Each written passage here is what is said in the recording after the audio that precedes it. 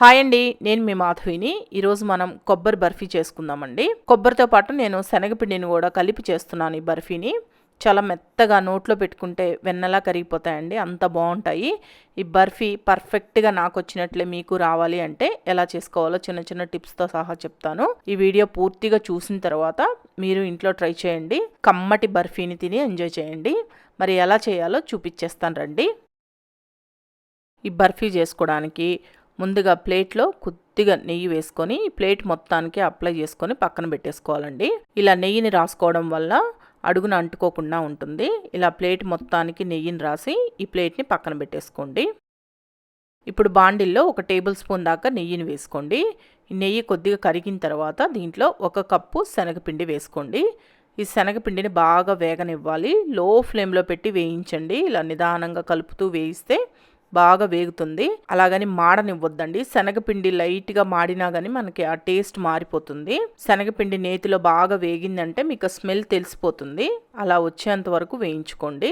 అంటే సుమారుగా ఒక 4-5 నిమిషాలన్నా లో ఫ్లేమ్లో పెట్టి వేయించండి. ఇప్పుడు శనగపిండి వేగిందండి. ఇలా వేగాలి. వేగితే మీకు మంచి స్మెల్ వస్తుంది. అలా వచ్చేంత వరకు వేయించుకోండి. ఇలా వేగిన శనగపిండిని ఒక బౌల్లోకి తీసి పక్కన పెట్టేసుకోండి. ఇప్పుడు మళ్ళీ అదే బాండిల్లో 1 కప్పు పచ్చి కొబ్బరి తురుము వేసుకోండి. మీరు ఏ కప్పుతో శనగపిండి తీసుకుంటారో అదే కప్పుతోటి 1 కప్పు పచ్చి కొబ్బరి తురుము, 1.5 కప్పు చక్కెర వేసుకోండి. ఇప్పుడు దీంట్లోనే 1 కప్పు కాచి చల్లార్చుకున్న పాలు పోసుకోండి. మీరు పచ్చి పాలైనా పోసుకోవచ్చు, పర్వాలేదు, కానీ కాచి చల్లార్చుకొని పోసుకుంటే బాగుంటుంది. ఇప్పుడు ఈ పాలు కూడా పోసిన తర్వాత ఫ్లేమ్ని మీడియం ఫ్లేమ్లో పెట్టి ఒక 5 నిమిషాలు ఇలా కలుపుతూ ఉడికించండి. ఈ పాలల్లో ఈ కొబ్బరి అనేది బాగా ఉడుకుతుంది. అలాగే చక్కెర మొత్తం కలిసిపోయి కొద్దిగా ఈ విధంగా మీకు లూజ్గా అవుతుందండి. మీరు కలుపుతూ ఉన్నారంటే గట్టిపడుతూ వస్తుంది. ఇలా కంటిన్యూస్గా కలుపుతూ ఉండండి. అలాగే కొబ్బరిని కూడా నేను మిక్సీ జార్లో వేసి గ్రైండ్ చేసేసి వేసానండి. మీరు కావాలంటే సన్నగా తురుమైనా వేసుకోవచ్చు. ఇలా కలుపుతున్నప్పుడు ఈ చుట్టుపక్కల బాండిల్కి కొద్దిగా అంటుకున్నట్లు ఉంటుంది. దాన్ని కూడా గరిటెతోటి ఈ విధంగా తీసేసి కలుపుకుంటూ ఉండాలి. ఇప్పుడు ఒక 5 నిమిషాలు మీడియం ఫ్లేమ్లో పెట్టి ఇలా బాగా కలిపేసిన తర్వాత కొద్దిగా చిక్కబడింది కదా, ఇలా వచ్చిన తర్వాత ఇప్పుడు మనం ముందుగా వేయించి పక్కన పెట్టుకున్న ఈ శనగపిండిని ఒకటేసారి పోయకుండా ఒక 2-3 సార్లుగా వేసుకొని మొత్తం బాగా కలిసేటట్టు కలుపుకోండి. శనగపిండి ఎక్కడైనా ఉండలు ఉందనుకోండి, మీరు కలుపుతూ ఉన్నారంటే ఆ ఉండలు కూడా పోయి బాగా కలిసిపోతుంది. అందుకని ఒకటేసారి పిండి మొత్తం పోయకుండా కొంచెం కొంచెం పోసుకొని కలుపుకోండి.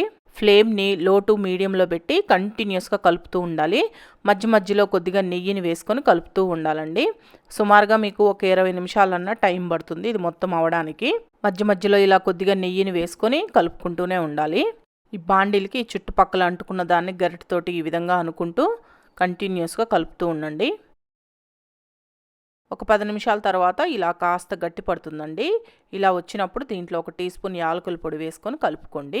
యాలకుల్లో నేను చక్కెర వేసి గ్రైండ్ చేశాను, అందువల్ల ఇలా తెల్లగా కనిపిస్తుంది మీకు. ఇలా కంటిన్యూస్గా కలుపుతూనే ఉండాలి. మీకు ప్యాన్కి అంటుకోకుండా వస్తుంది. అలా వచ్చేంత వరకు కలపండి. మధ్య మధ్యలో ఇలా కొద్దిగా నెయ్యిని వేసుకొని కలుపుతూనే ఉండాలి. నెయ్యి వచ్చేసి ఒక 1/4 కప్పు దాకా పడుతుంది మీకు. కొంతమందికి నెయ్యి పడదు కదా, అలా నెయ్యి మాకు పడదు అనుకునే వాళ్ళు నెయ్యి ప్లేస్లో ఆయిల్ అయినా వేసుకోవచ్చు. కానీ ఆయిల్ కంటే స్వీట్స్లో నెయ్యే బాగుంటుంది కదా టేస్ట్. మీకు నచ్చింది వేసుకొని చేసుకోండి. ఇది ఆల్మోస్ట్ దగ్గర పడిపోయిందండి. చూడండి, ఈ విధంగా ఉడకాలి. మీకు ఇంకా ఈజీగా అర్థం అవడం కోసం చెప్తున్నాను. కొద్దిగా స్పూన్తో ఇలా తీసుకోండి. స్పూన్తో తీసుకొని మీరు రౌండ్ బాల్ లాగా చేస్తే ఈ విధంగా రావాలి. ఇలా వచ్చింది అంటే మీకు పర్ఫెక్ట్గా రెడీ అయిందని. ఇలా వచ్చిన వెంటనే స్టవ్ ఆఫ్ చేసేసి దీన్ని మొత్తాన్ని మనం ముందుగా నెయ్యి రాసి పెట్టుకున్న ప్లేట్లోకి వేసుకోండి. మీరు ఈ బర్ఫీ అనేది బాగా సాఫ్ట్గా ఉండాలి అంటే నేను ఇక్కడ చూపించినట్లు చేసుకుంటే సరిపోతుందండి. సాఫ్ట్గా ఉంటుంది. లేదు కొద్దిగా గట్టిగా ఉండాలి అంటే ఇంకొక 2-3 నిమిషాలు ఆ వేడి మీదే కలుపుతూ ఉన్నారంటే ఇంకాస్త గట్టి పడుతుంది. మీకు ఎలా కావాలంటే అలా చేసుకోండి. ఇలా బర్ఫీ మొత్తం వేసుకున్న తర్వాత అంత ఈక్వల్గా వచ్చేటట్లు ఈ విధంగా సర్దుకోండి. ఇలా సర్దుకున్న తర్వాత దీన్ని బాగా ఆరనివ్వండి. ఆరిన తర్వాత ముక్కలుగా కట్ చేసుకోవాలి. ఇప్పుడు ఇది ఆరిందండి. నేను ఇక్కడ ముక్కలుగా కట్ చేసి చూపిస్తున్నాను చూడండి. మీకు ఏ షేప్లో కావాలంటే ఆ షేప్ ముక్కలు కట్ చేసుకోండి. ఈజీగా కట్ అయిపోతుంది. చాలా సాఫ్ట్గా బాగుంటుంది టేస్ట్. మీరు కొబ్బరితోటి బర్ఫీ చేయాలి అనుకుంటే ఇలా ఒకసారి ట్రై చేసి చూడండి. పిల్లలు కూడా ఇష్టంగా తింటారు. చేసుకోవడం కూడా చాలా తేలికండి. కాస్త మీరు ఆ పాకం వచ్చేదాకా చూసుకుంటే సరిపోతుంది. చాలా ఈజీగా సింపుల్గా చేసుకోవచ్చు. టేస్ట్ కూడా చాలా బాగుంటాయి. నోట్లో పెట్టుకుంటే కరిగిపోయేటట్లు మెత్తగా బాగుంటాయండి. మీ పిల్లలు ఎప్పుడైనా స్వీట్ అడిగితే ఇలా చేసి పెట్టండి, ఇష్టంగా తింటారు. ఇలా అన్ని ముక్కలుగా కట్ చేసుకొని బాగా ఆరిన తర్వాత స్టోర్ చేసి పెట్టుకోండి. మీకు ఒక 15-20 రోజుల వరకు ఉంటాయండి.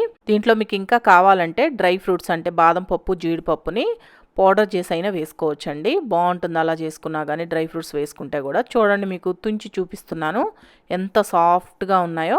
చాలా బాగుంటాయి, తప్పకుండా ట్రై చేయండి. మరి ఈ వీడియో మీకు నచ్చింది అనుకుంటున్నాను. నచ్చితే మన షెఫ్ ఛానల్ని సబ్స్క్రైబ్ చేసుకోండి, లైక్ చేయండి, షేర్ చేయండి, కామెంట్ చేయండి.